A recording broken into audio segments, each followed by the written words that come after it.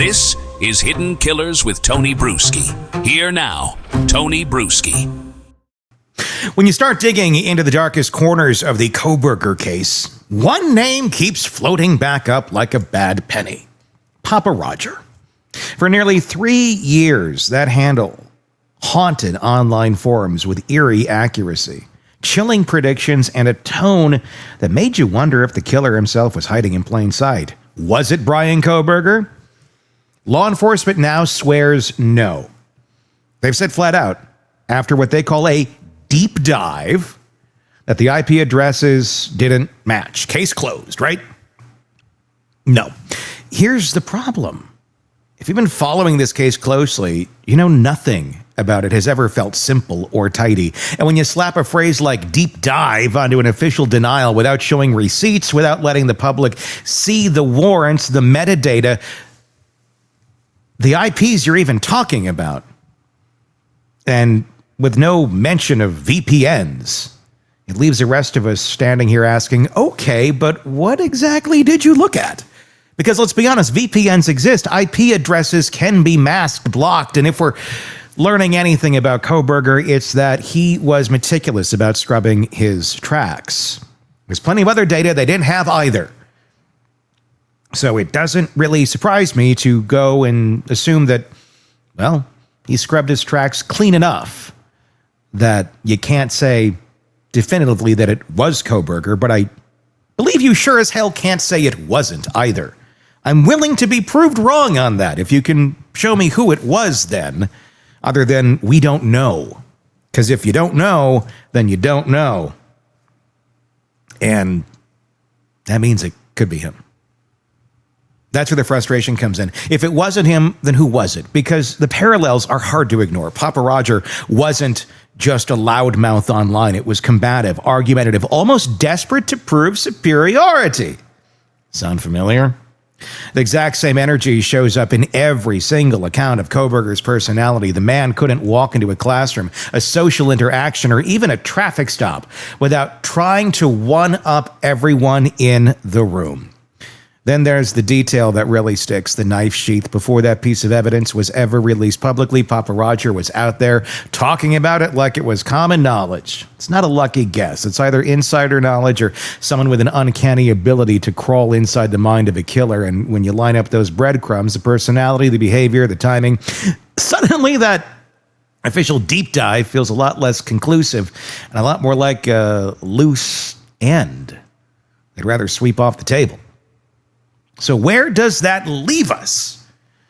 Well, leaves us staring at a digital ghost, trying to decide if it was the man now sitting in a prison cell or someone else entirely. Jennifer Coffindaffer is here. She's been one of the most outspoken voices on it, one of the biggest deep divers on it, if you will, from day one. And that's where I want to start, because I know where my gut is, but you've been disciplined about following the evidence. The official answer is it wasn't him, in your view. Are we supposed to take that at face value, or do the parallels between Pappa Rodger and Bryan Kohberger still deserve a little more scrutiny, Jen? Let's get into it. You know, Tony, I have to go with law enforcement on this, and this is the only reason why.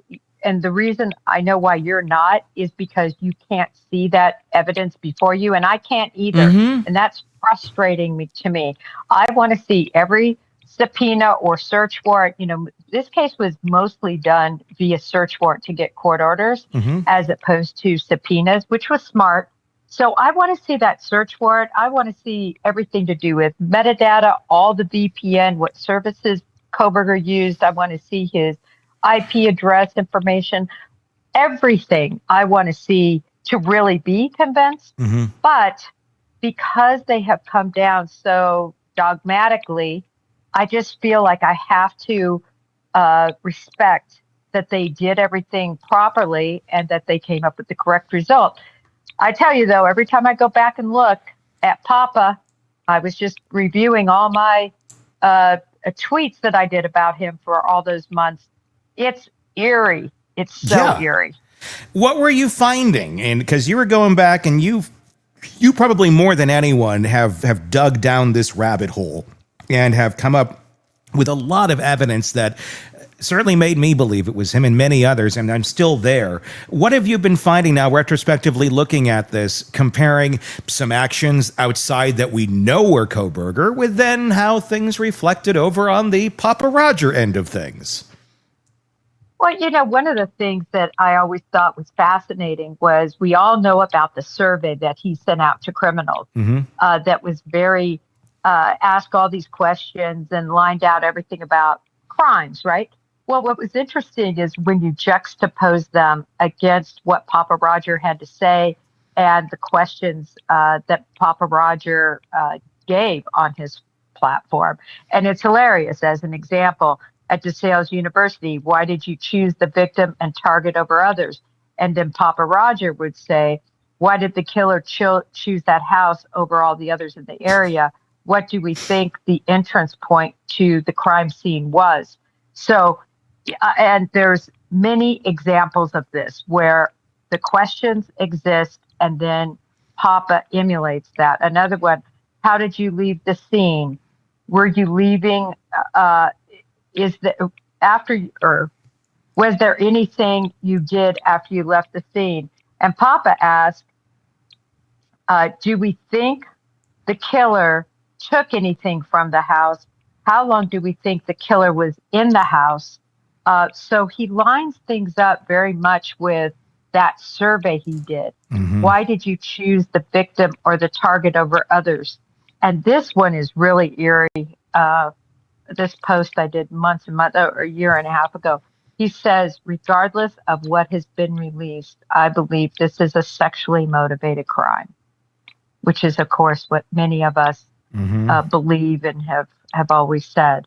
When you said he was very dramatic in terms of how he did not, he fought with everybody on the platform. Yeah. Right? Yeah, he fought with everybody. Yeah. Argumentative, combative, desperate.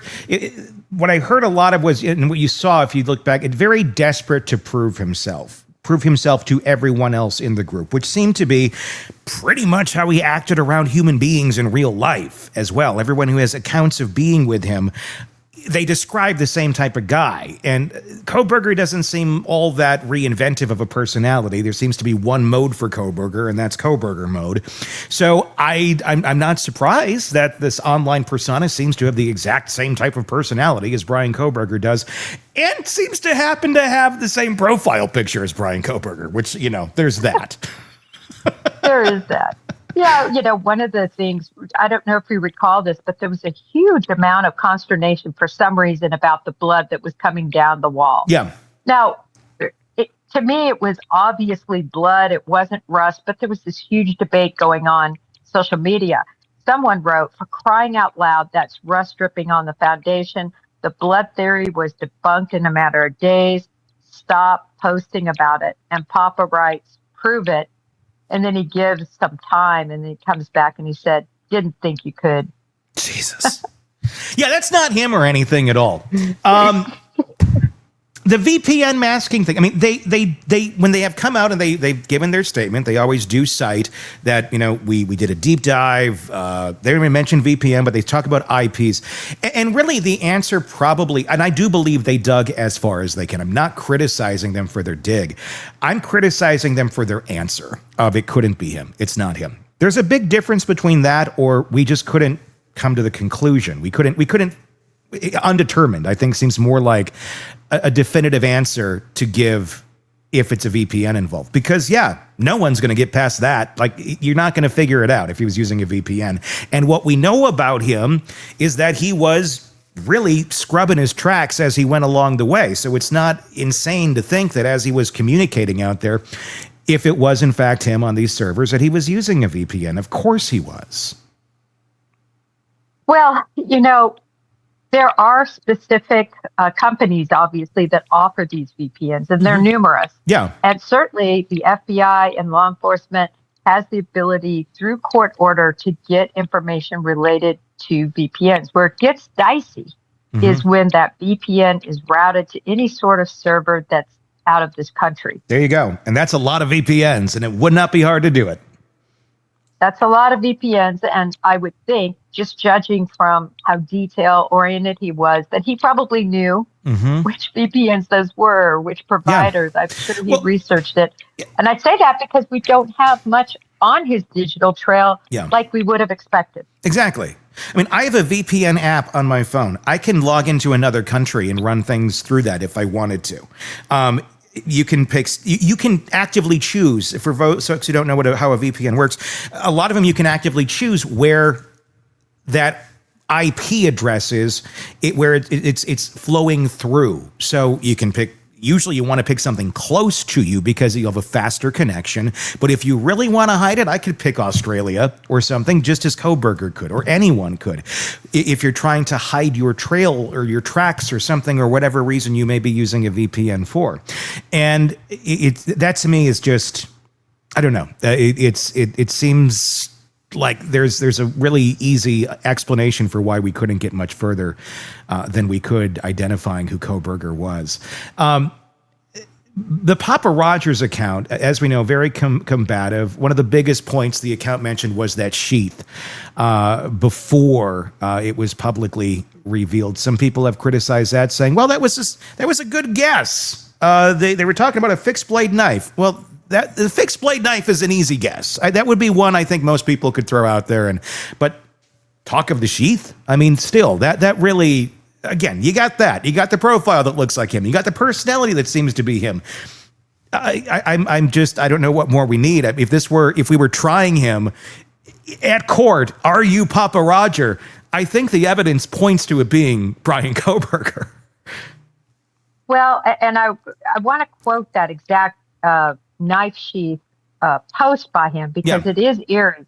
This was on November 30th. He says, of the evidence released, the murder weapon has been consistent. So this is before we even knew for sure that it was a fixed blade knife. Sorry, caveated that. Going back. Of the evidence released, the murder weapon has been consistent as a large fixed blade knife. So this was unknown on November 30th. Yep. Large fixed blade knife. We knew it was a sharp cutting instrument, but there's all sorts of knives. But he's very specific. Then he says, this leads me to believe they found the sheath. This evidence was released prior to autopsies. He's talking about the fixed blade knife, I believe, when he says this evidence was released. So, as you say, it is shocking that anybody would have that guess, although I did research and look back, and I saw, I think, one other account that made a similar comment. Now, they didn't have all these other comments that Pappa Rodger has, where you have, all these comments that are suspect. But they said something about the sheath. Also recall this, on December 29th, that was when Pappa Rodger was kicked out of his group. And then he made it and became an admin. And then a alias Pappa Rodger that was called Pappa Rodger, had the exact same profile picture. He joins the group, and a lot of people are confused and believe that that is the real Pappa Rodger. Yep. That's where this whole thing gets sticky, isn't it? On paper, law enforcement, word. I read that wrong. I get on that one. 3, 2, 1. That's where this whole thing gets sticky, isn't it? On paper, law enforcement's word should be enough. They say, not him. We nod, we move on. But when you peel back the layers, you see the problem. Transparency. What we've got wasn't a detailed report laying out step by step how they eliminated Kohberger as Pappa Rodger. What we got was a summary like, we did a deep dive and it wasn't him, move on. It's like your kid telling you that they cleaned their room but refusing to open the door. You're supposed to just trust it looks fine inside. And yet those eerie parallels won't let go. The combative tone, the desperate need to prove himself, the fixation on details like the sheath, his profile picture that looks like him.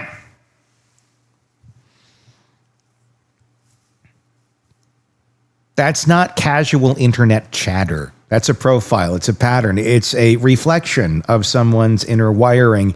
And if that wiring looks exactly like the guy now serving life, you're going to have people questioning whether we've been told the full truth on that. Or they just couldn't get to it. Either way, I think it deserves a little digging. But here's the other angle. What if law enforcement did get it right? What if the VPN trail, which they didn't seem to go down as far as we're aware of, it was an IP. VPNs don't seem to get brought up here as like, hey, that could be why we don't know who it is. The warrants, the subpoenas really did lock down the fact that Pappa Rodger wasn't Kohberger. Maybe there's more behind the curtain here and we're wrong. And this person really just seemed to know how Kohberger looked, created a profile picture that looked just like Kohberger, knew certain things about the crime no one else knew, and then acted in ways almost identical to the personality of Kohberger without ever knowing who he was before he was arrested. Yeah, that doesn't happen. It opens up a question that is just as chilling. Who was it then? Because if it wasn't him, then we're dealing with someone else who had an uncanny insight into the crime.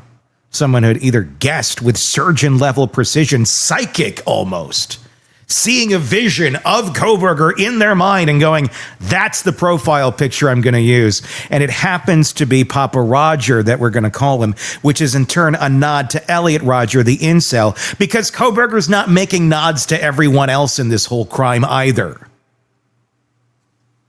Like Norman Bates, like American Psycho, like Ted Bundy, like BTK, like everybody else he put together to make up the identity of Bryan Kohberger. Either way, that person still exists out there in the ether, anonymous, untouched, never held accountable for the role they played in muddying the case. Or was it him? And maybe that's the thing. Or maybe that's the legacy of Pappa Rodger. Whether it was Kohberger or not, it exposed the blind spots we have in digital forensic, VPNs, masked IPs, anonymous handles.